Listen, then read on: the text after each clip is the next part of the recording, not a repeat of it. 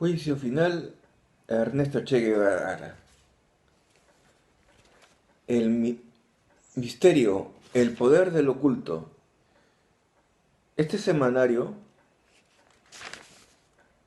saca cosas interesantes, pero también a veces saca tonterías, hay que decirlo.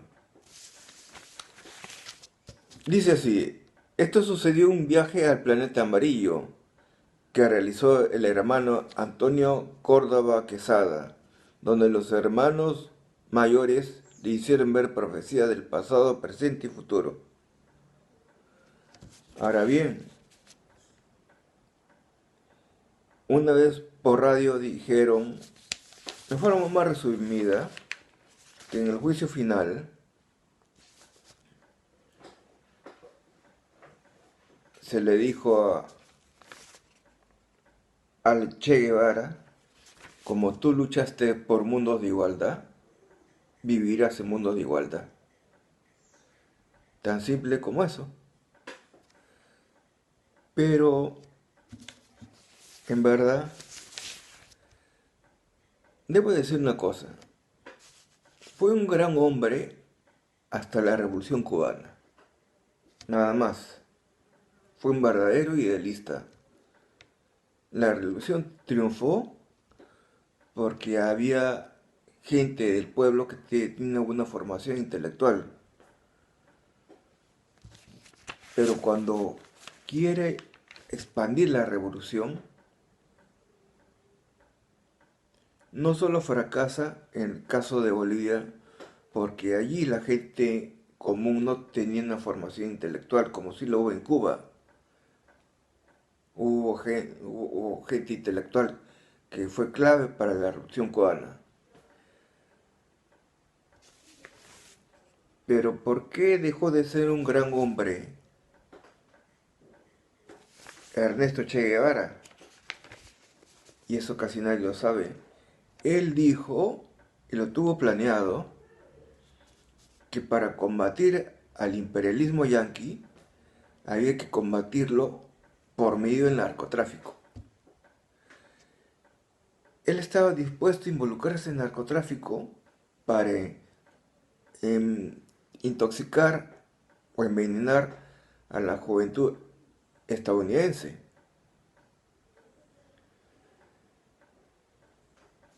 Y se encuentra con que hay nazis refugiados en Bolivia involucrados en narcotráfico.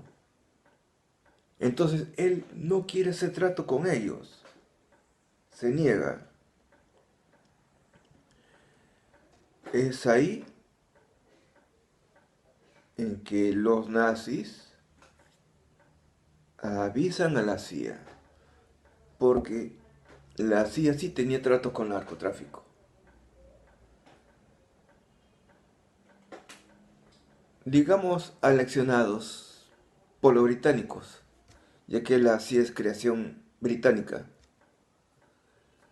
Entonces, ahí empieza la persecución y se va a dar el final de Ernesto Che Guevara,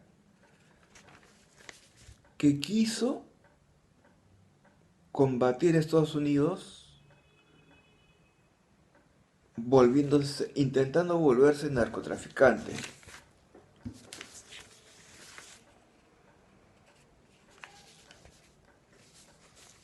Y esto de que Alfa y Omega, la divina revelación, porque lo sacan de ese movimiento o institución, dice acá, los rollos originales pueden verlos y verificarlos en Avenida José Gálvez, 1775 Lince, Lima, Perú. Celular 958-636-025. 3 www.alfayomega.p. Vean esto.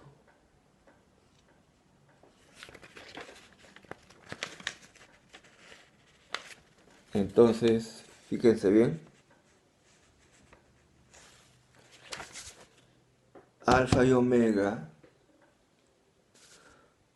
¿por qué el- en la década del 80 y 90, no sé cómo será ahora, sus restaurantes vegetarianos eran tan baratísimos porque se financiaban con dinero en narcotráfico,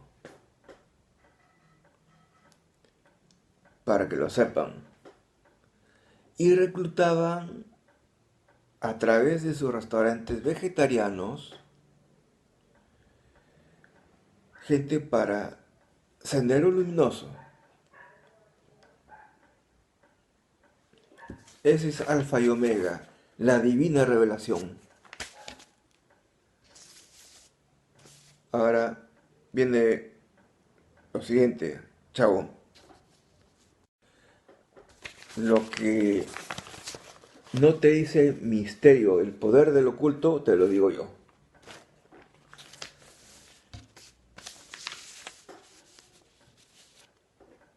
Los rollos originales del Cordero de Dios vienen de un chileno alcohólico que alguna vez fue ingeniero de sistemas en lo que antes era la DINA, Dirección de Inteligencia Nacional. Ahora es la ANI, Agencia Nacional de Inteligencia. No sé cómo el hombre se volvió alcohólico y llegó al Perú. Se volvió, digamos, huésped o inquilino del fallecido Guillermo Mercado Calderón, que en paz descanse. No sé cuánto tiempo estuve ahí en la línea Angamos, y como ya no tenía con qué pagarle o no la quería pagar, se quedó con una parte de los rollos del Cordero de Dios, el señor Guillermo.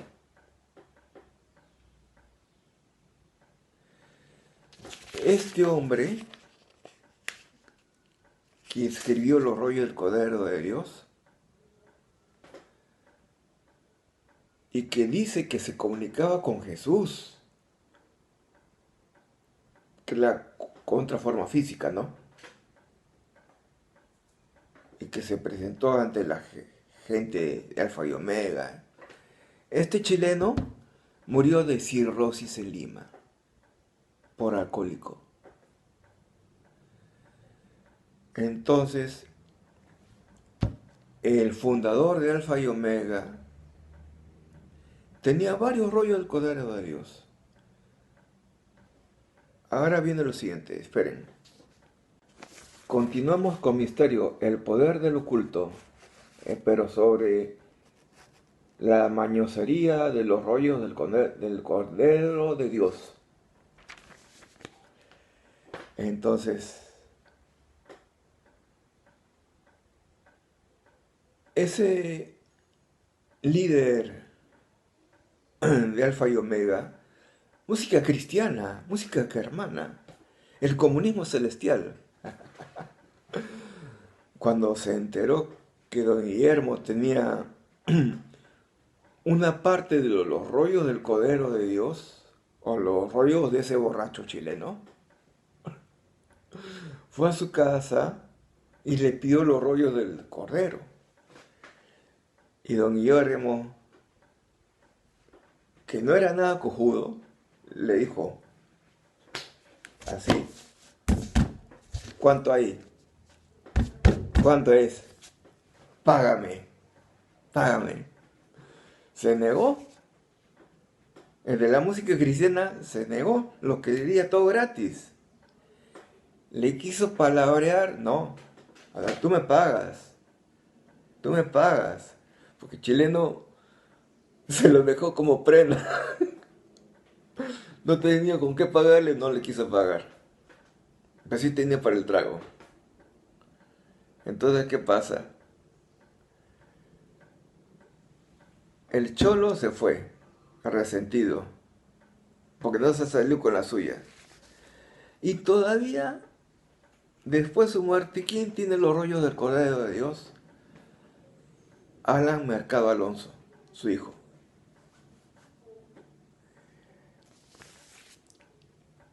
Eso de los rollos del Cordero de Dios es una estafa, un engaño.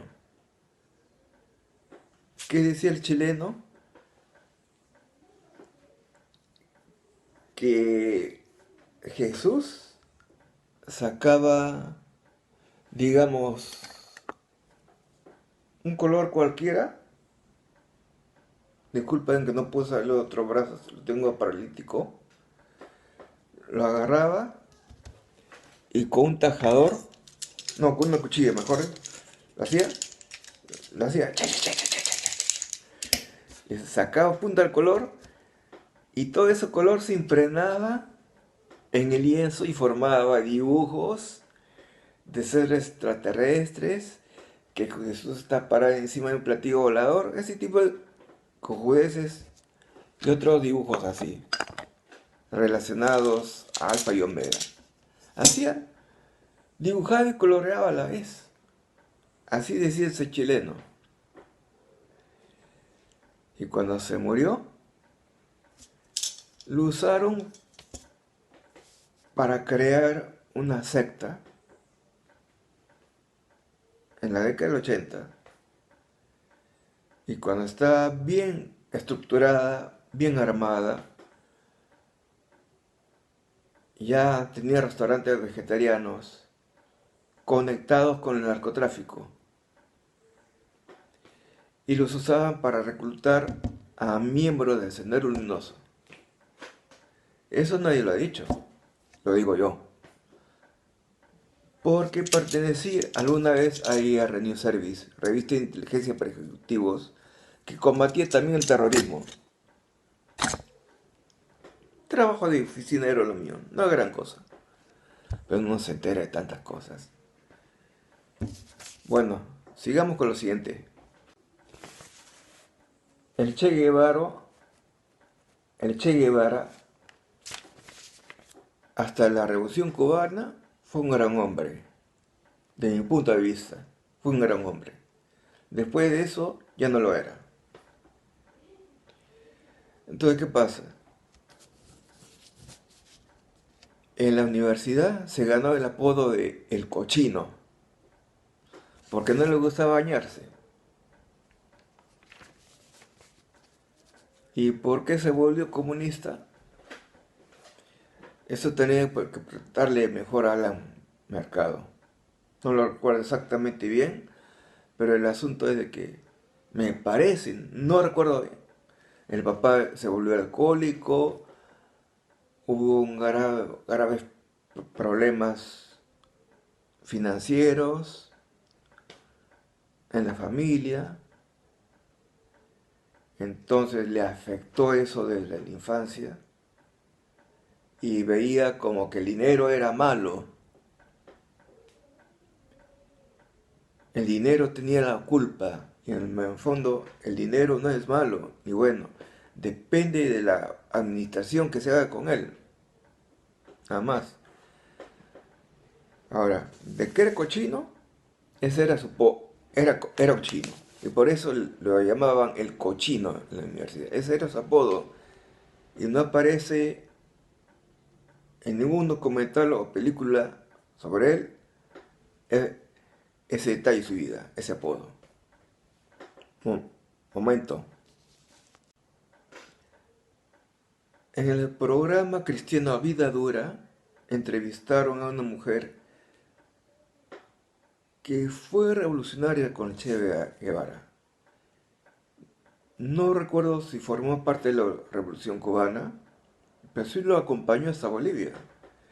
Y llega un momento en que ella le dice al Che que ella tiene el presentimiento de que algo malo va a pasar. No, le dijo, tengo el presentimiento de que nos van a traicionar. ¿Y cómo reaccionó él?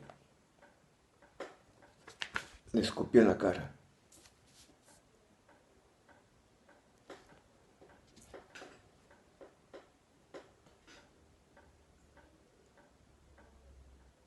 Tal vez era un buen hombre, pero con ideas trastocadas, equivocadas. reaccionó así, tal vez por frustración, por rabia, porque las cosas no salían tan bien como salió o sucedió en Cuba. Las cosas no eran como él lo esperaba o lo planificó, se proyectó o lo visualizó. Y al final tuvo el trágico final que tuvo. Era un idealista, era un soñador, eso es innegable. Pero de ahí a intentar combatir el imperialismo con el narcotráfico, desatinado, en verdad. Continuemos. El imperialismo norteamericano siempre está involucrado con el narcotráfico, porque en el fondo ese imperialismo no existe. El que existe es el inglés. Toda la geopolítica estadounidense no existe. La que existe es la británica. La geopolítica estadounidense está dictada por la corona inglesa. Eso lo tienen que saber. Por lo tanto, el narcotráfico a nivel mundial está dirigido por la corona inglesa. Y no lo digo yo, lo denunció varias veces Lino LaRouche, que fue fundador de EIR y falleció el año 2018. Y fue testigo de cómo era el coloniaje británico en la India durante la Segunda Guerra Mundial, cuando él era cuáquero o cuaquero allá. Después de leer a los clásicos, Platón, Aristóteles, Santo Tomás de Aquino, San Agustín y otros, se volvió católico. Pues muy aparte de eso, siempre fundamentó con hechos concretos y bien evidentes que el verdadero imperio es el del Reino Unido. Estados Unidos es su segundón, es su lacayo. Ahora, falta lo siguiente. Tú muy bien sabes, Miguel, que yo desde niño, yo tenía inclinación por el comunismo y el socialismo, sin ninguna influencia de mi familia,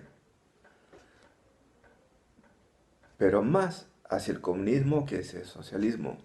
Y gracias a Lindo LaRouche, de que ahora no tengo su foto, eso cambió en mí. Cambió mi inclinación comunista y socialista hacia lo que es el sistema republicano. Pero no me refiero al Partido Republicano Estadounidense, jamás. Entonces, lo que sí te digo, Miguel, es esto.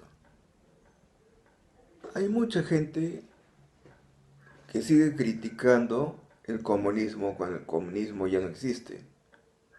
Está desfasado. Hay gente que critica posiblemente el socialismo que ya no existe. Existe en Cuba, existe en Corea del Norte. El comunismo de China es muy especial. Existe libertad económica, pero no libertad política. Y eso es bueno, Miguel. ¿Sabes por qué? Porque tiene que haber una sola línea de mando, una sola línea directiva. ¿Cuántos partidos políticos tenemos en el Perú? ¿Hemos progresado con eso? Mucha gente, hay gente que dice que el comunismo trae pobreza. Pero yo te he puesto que ni siquiera han leído nada de comunismo y socialismo. No la he leído. Jamás he leído una hora. La gran mayoría. Pero se atreven a criticar. Sin embargo, el Perú nunca ha sido comunista ni socialista. Progresó más que la Unión Soviética y otros países que eran comunistas y socialistas. No progresó para nada. Y teniendo grandes recursos, teniendo gente brillante.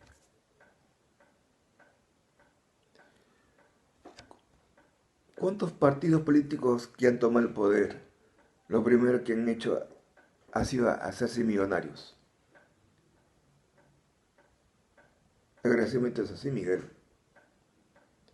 Y desgraciadamente pasó con el APRA. Tuvieron dos oportunidades para realizar por lo menos una parte de los sueños de Aya de la Torre. De frente, hacerse millonario los que estaban en la cumbre. Y los que estaban más abajo, hay que aprovechar. Hay que hacer la mayor cantidad de plata posible. Hay que ganar la mayor cantidad de plata posible.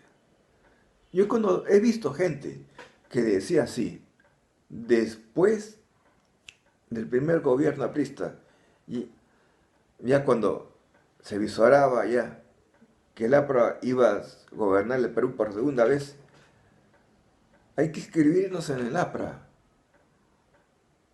Roban, pero reparten bien. Desgraciadamente, como decía mi papá en vida, nuestro pueblo no tiene dignidad. No es asunto de que el APRA para uno sea lo peor. No, no. El asunto es el individuo, más que la masa el individuo. Eso es lo que importa.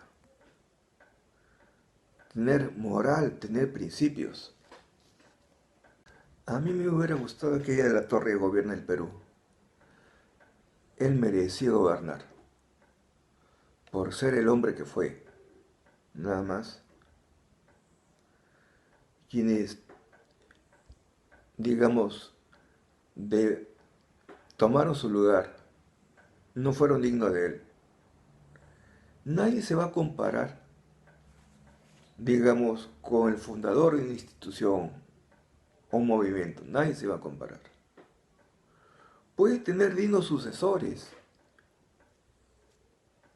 pero desgraciadamente allá no los tuvo.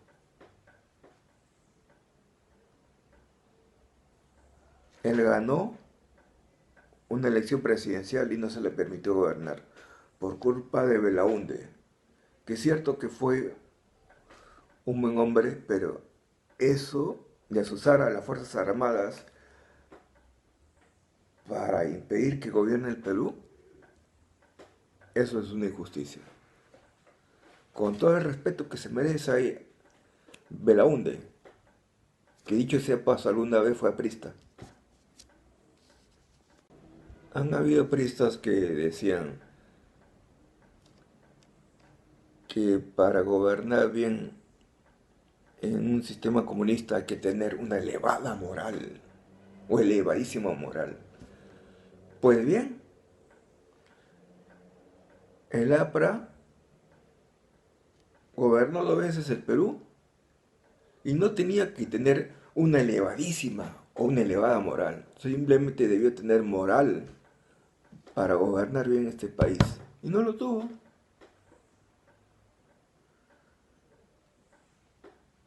Un amigo de mi papá que todavía vive, lo dijo delante de mi papá, delante de mí una vez, sentado en un sofá de nuestra sala, que él estuvo presente cuando trabajaba como técnico electricista en la capilla Santa Fe, frente a la Huaca Melgarejo. Llega Alan García, ingresa a la capilla y cuando ve las donaciones, le dice al cura de ese tiempo, el 90% es para mí y el 10% es para la iglesia. Entonces, ese hombre tenía problemas mentales. Con razón, se medicaba psiquiátricamente. Y encima tenía un buen concepto de sí mismo. ¿Y qué dijo ese amigo de mi papá, que es jubilado, maestro jubilado? Nadie me lo dijo. Yo no lo escuché. Yo lo vi. Yo lo escuché. Yo estuve ahí. Y lo repetía lo que él decía. Nadie me lo dijo. Yo no lo escuché. Yo lo vi. Yo estuve ahí. Y se hacía así.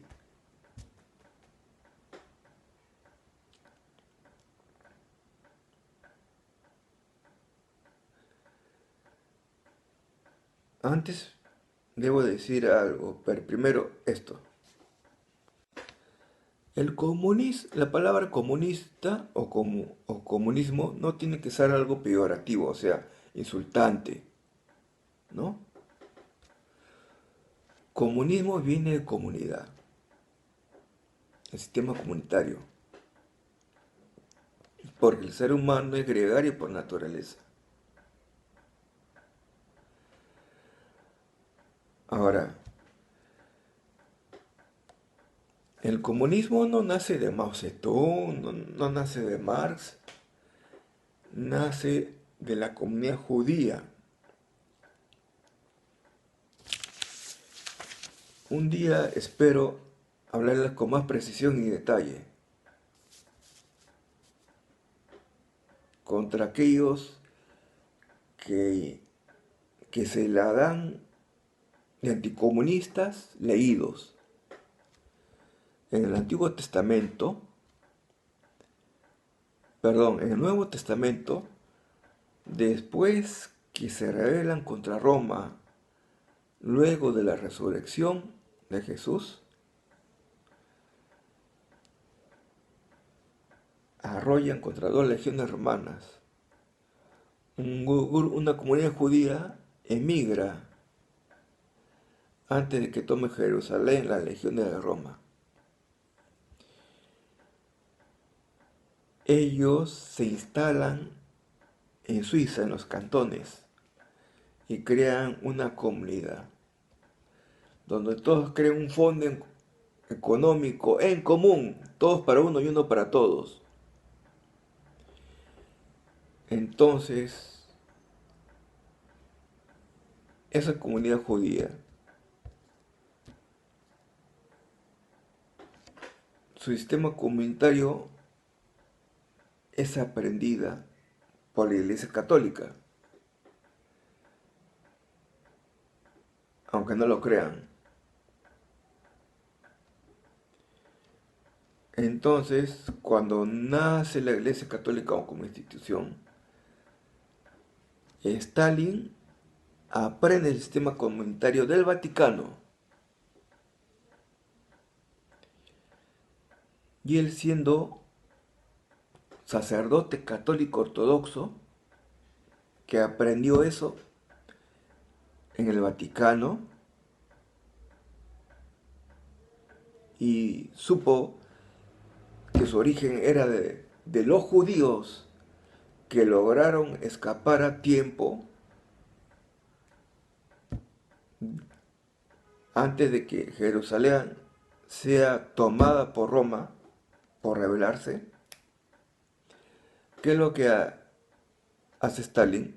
El sistema comunitario lo trasplanta a lo que viene a ser, a lo que vendría a ser la Unión Soviética. Y no solo eso. Si bien es cierto que al comienzo la industria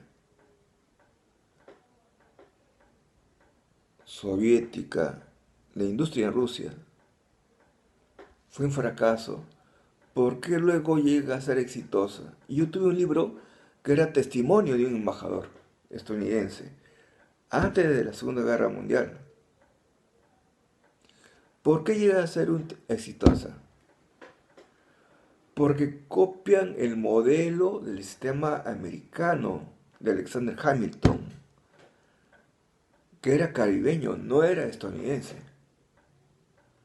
Por eso Estados Unidos en 5 años se vuelve potencia después de independizarse de Inglaterra. Stalin copia el modelo americano y lo adapta a la realidad de su nación, de su gente y de los demás países que van a conformar la Unión Soviética. Es por eso que se industrializa como debe ser.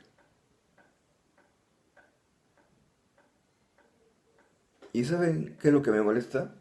Siempre me ha molestado. Cuando existía la Unión Soviética, siempre sacaban todo lo malo de la Unión Soviética. Y las cosas buenas, que sí las ha habido.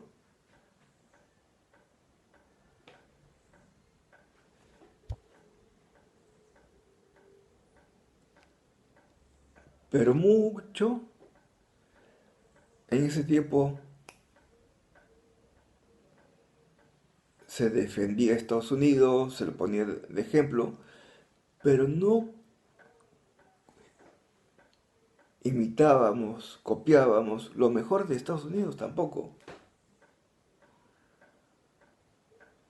No copiábamos lo mejor de ellos, pero lo poníamos de buen ejemplo. A uno se le critica y no se saca lo mejor de él. Al otro se le defiende, se lo glorifica y tampoco se saca lo mejor de él. Ahora pasemos al final. 28 de junio de 1908. Se produjo un eclipse solar que entabló un ángulo de oposición de 180 grados al sol del natalicio de Mao. Cuando Mao tenía 14 años de edad, su padre lo obligó a casarse con Luo Yixiu, una joven 4 años mayor que él, matrimonio que siempre rechazó, debido a que el sol, que simboliza a la persona y su autoridad, estuvo mal aspectado. No se tomó en cuenta su opinión. Confirmado, alienígenas negocian con Estados Unidos y Trump lo saben. Vamos a ver una parte. Hay un acuerdo entre el gobierno americano y los extraterrestres. Ellos firmaron un contrato con nosotros para hacer experimentos en la Tierra, dijo Haim Eshek. Haim Eshek es israelí. El ex jefe del programa de seguridad de Israel precisó que también habría una federación galáctica y una base secreta en Marte, en la cual residen representantes estadounidenses y alienígenas. Haim Eshek, ex jefe del programa de seguridad de Israel, expresó polémicas afirmaciones sobre la existencia de extraterrestres que al parecer viven entre los seres humanos.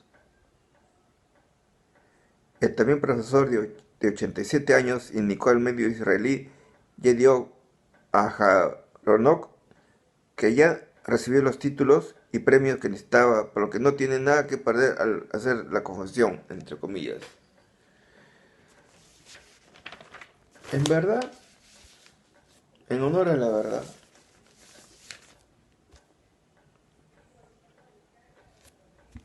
no hay que creer todo lo que se lee, se ve y escucha. Acá te muestran supuestamente una base secreta en Marte.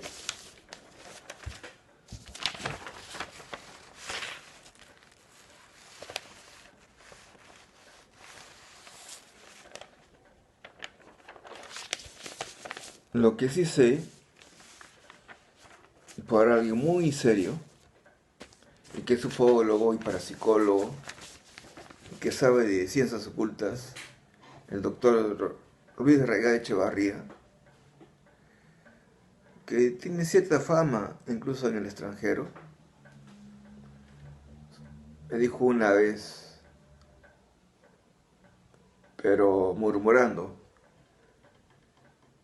dentro de la gran fraternidad universal.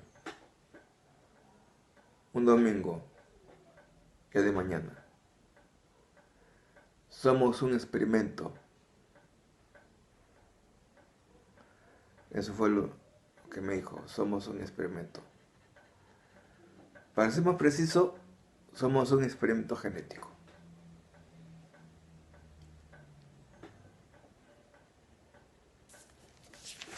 En el fondo, acá dice, ellos firmaron un contrato con nosotros para hacer experimentos en la Tierra. ¿Contrato?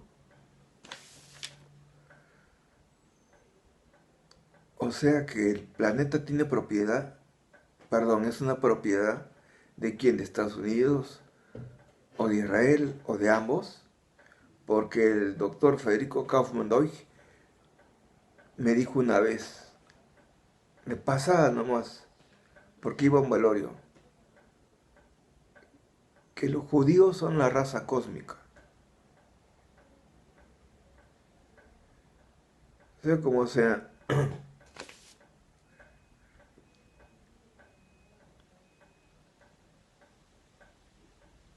eso del acuerdo es un engaño.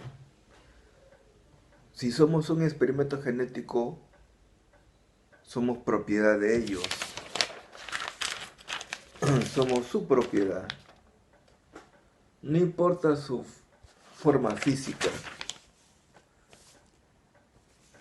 No importa si son seres de pura energía. Si somos un experimento genético, no valemos nada. Somos animales de laboratorio. No hay nada que negociar. Y si de verdad hay una negociación, es un engaño. Les hacen creer a esas supuestas autoridades de este planeta, si es que lo es, puede ser que sea un satélite y ni lo sabemos, un satélite artificial, de paso, le pueden hacer creer que son importantes, que ellos tienen algo que ellos no tienen y que por lo tanto pueden negociar.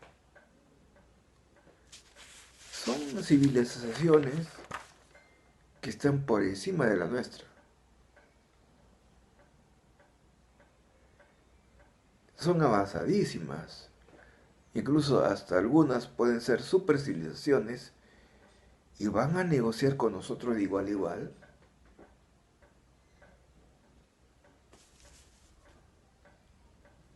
Eso jamás.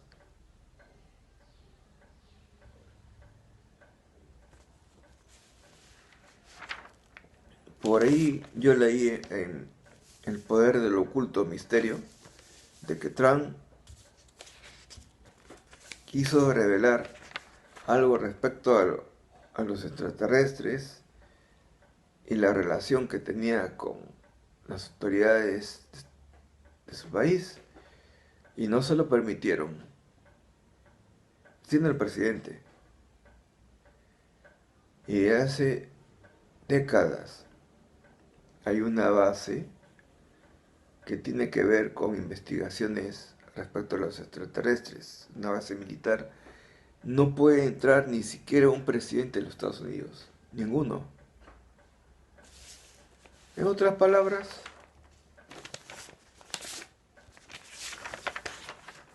no hay que creer cojudeces. ¿Sí o no? Importa solucionar la situación económica de nuestras naciones al estar fantaseando cosas que no van con nosotros. Chao. Hola, les presento el libro de Rubén Hungluk titulado Cuando el cielo se viste de negro. Este libro toca algo muy importante, el terrorismo que se va a desatar para el año 2025 Y clave es leer la astrología de Mao Zedong.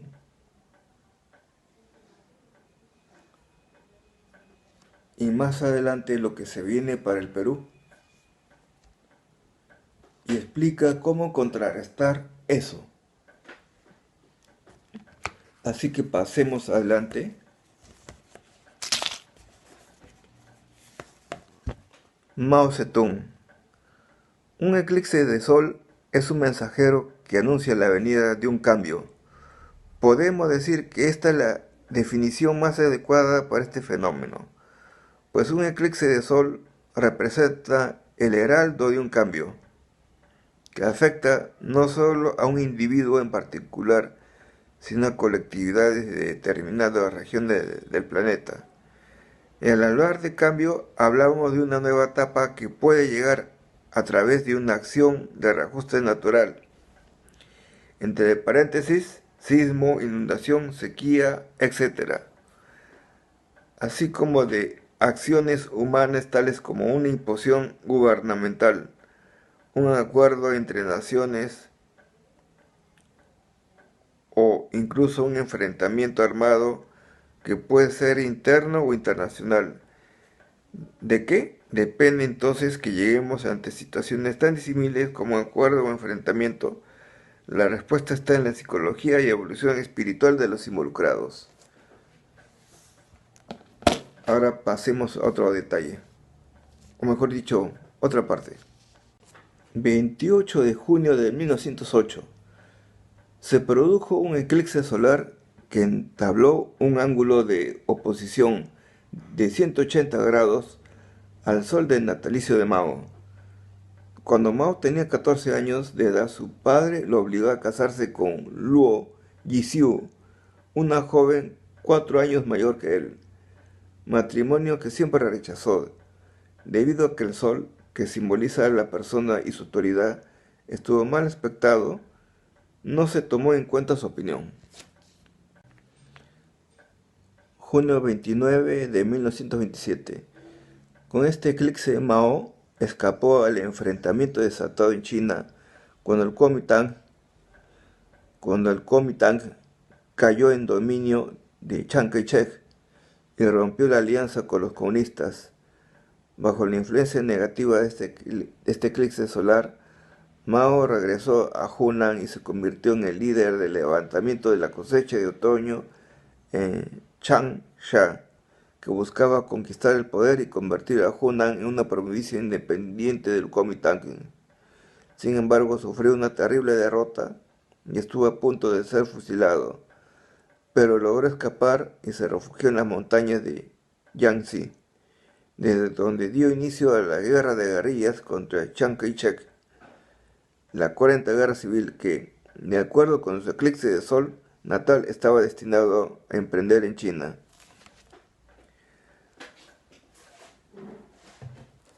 Asimismo, este eclipse es considerado un continuum bipolar, ya que el anterior de su serie fue el del 28 de junio de 1608, y también tuvo una influencia negativa. En ambos eclipses, el signo de León, regulado por el Sol, se ubicó en la zona 7 del horóscopo que se relaciona con el matrimonio. Fue así que el primero influyó en su casamiento forzado cuando era muy joven, y el segundo incidió en su matrimonio con He Zhishen, su tercera esposa. En 1930, Yang Kai-hui, segunda esposa de Mao, fue asesinada por los nacionalistas de Chiang Kai-shek, tras lo cual el líder comunista se casó por tercera vez con quien sería su compañera en la larga marcha. Aunque el eclipse metónico de 1927 tuvo una influencia negativa en la vida de Mao, fue positivo para su vida conyugal, con lo que manifiesta el mecanismo de energías superpuestas. Página 81. Después de más de 20 años de investigaciones sobre los efectos cosmobiológicos de los eclipses de sol, puedo concluir que la influencia nefasta proveniente de un eclipse es borrada por las influencias de Júpiter, conocido como el dador de las victorias en la política y en la guerra. No en vano, en la Segunda Guerra Mundial, primero los alemanes y después los ingleses buscaron generales que estuvieran bien alineados con Júpiter como estrategia para ganar las batallas. Pero más allá de los designios de Júpiter, es necesario remarcar que un eclipse de Sol natal que señala de manera trascendente el destino de los hombres,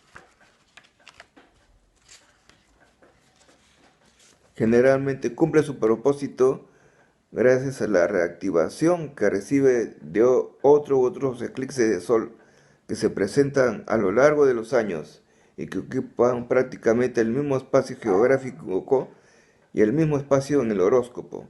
De esta manera, el eclipse natal de Mao, que indicaba el triunfo de sus ideas, fue reactivado por el eclipse del 9 de mayo de 1948, que denominó eclipse del movimiento antiacuariano. Página 82. Dentro de la línea de la reactivación y renovación, señalo que lo que sí no podrá borrar Júpiter es la reunificación destinadas a vivir nuevamente, tarde o temprano, las dos Chinas, isleña y continental, entre paréntesis. Más allá de las permanentes tensiones entre ambas, lo rubricó no solo el eclipse de Sol del 21 de septiembre de 1941, sino también el eclipse de Sol del 4 de octubre de 2137 a.C., el primer eclipse con registro escrito en la China. Sendero luminoso. Pongan atención.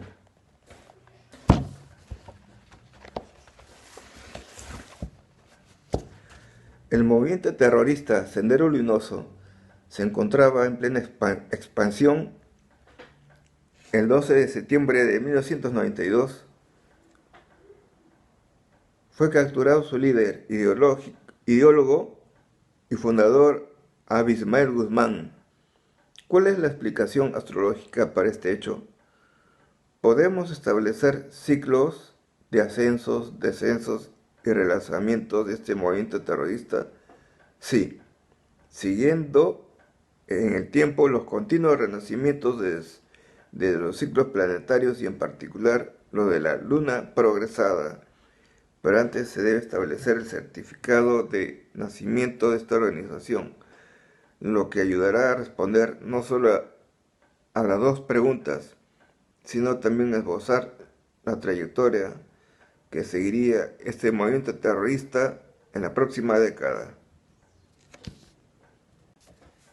Del 2010 al 2025, entre 2010 y 2025, ningún eclipse de Sol plantea ángulos de conjunción 0 grados y de oposición 180 grados dentro de los primeros 19 grados de los signos de León y del Aguador, grados que actúan sobre el Sol del día de la independencia del Perú.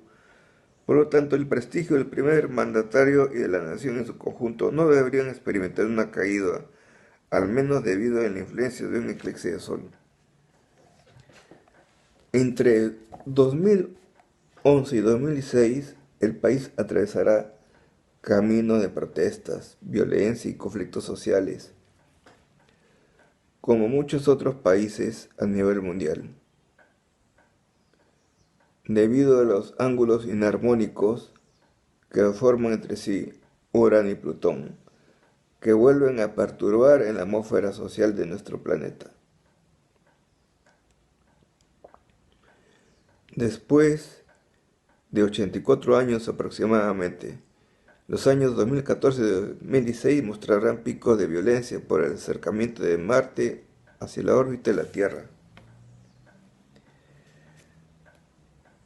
Momentos críticos para el Perú desde 2025 a 2070.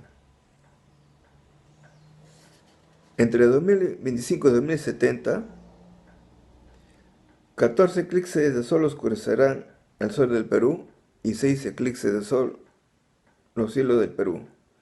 Estos eclipses no actuarían negativamente sobre la imagen del Perú y de su primer mandatario si antes del año 2025 se pusiera en marcha una nueva república, en una fecha que no pertenezca ni al signo de León, del 23 de julio y 22 de agosto, ni al signo del Aguador, 20 de enero y 18 de febrero, y si las inauguraciones presidenciales se realizan al mediodía en punto, a continuación, los 14 eclipses de sol. Eso está de más. El asunto es, acá hay un dato. ¿Qué traerán para la Amazonía estos 5 eclipses de sol? Una revolución en la conciencia del hombre amazónico del Perú. La hora ha llegado para que entre 2026 y 2070 los hombres y mujeres y niños de la selva del Perú den grandes saltos en su progreso. Entre paréntesis, crecimiento y desarrollo.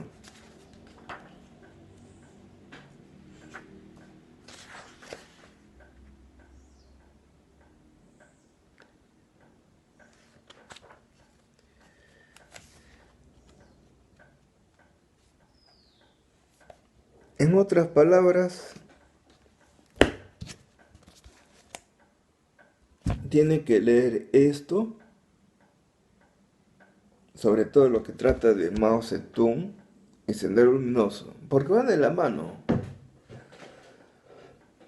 Lo dijo muy claramente en su momento Rubén Humboldt. El año 2025 se va a dar otra vez el terrorismo. Y no solamente por una cuestión astrológica, bien fundamentada. Por un lado, los que fuimos de IR y aquellos que lo siguen siendo, sabemos que cuando fracasó Sendero Luminoso, los servicios de inteligencia, como la CIA y el MI5 y el MI6, el MI5 recopila información, el MI6 mata, y otros servicios de inteligencia de países desarrollados, sus analistas se pusieron a ver por qué fracasó Sendero Luminoso en la selva y por qué han hecho ese análisis. Quieren que la selva peruana se separe del Perú y nazca la República de Loreto. Hola, sobre Humboldt